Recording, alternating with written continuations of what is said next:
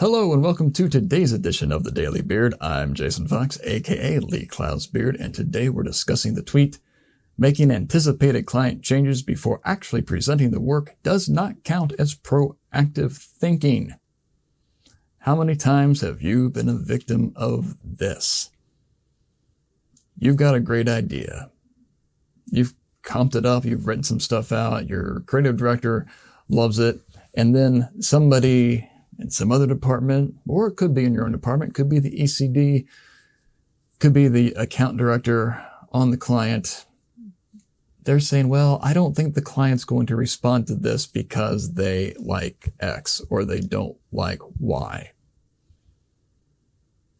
Those people may in fact be correct. And you know what I say? I don't care.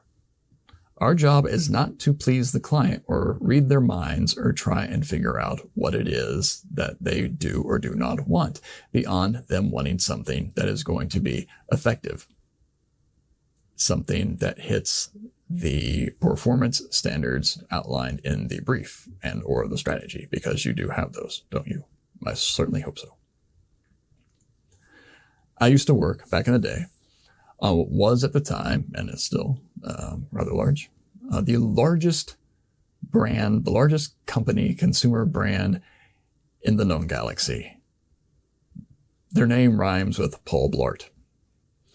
And as you might imagine, this account had a rather large creative department supporting it and a rather large account team supporting it, and pretty much the entire media department supported it. And on the account team were many wonderful, wonderful people who were very smart and knew what they were doing. There were also a couple of people who thought they were basically working in a northern location of the client. They were just on loan from headquarters, and it was their job to be the client. And they, of course, were wrong, but nonetheless, we would battle quite often. One day, my art director and I had a nice idea. Creative director dug it. We wanted to present it. And the account person said no. It was too something. It was a little too different than what they usually did, even though it fit the parameters of the overall campaign. It skewed them in a way that, frankly, made it, I think, a lot more interesting. And to my creative directors, my group heads, eternal credit, she told the account people, "I'm the creative lead on this account, so we're showing it to the client as is." Thank you for that, Janelle. I will always appreciate you doing that, because it ended up being a great idea and a great produced idea, because guess what? The client loved it and they bought it. Now, that doesn't always happen. Sometimes the people poo-pooing an idea are correct, and the client does exactly what they predicted would happen.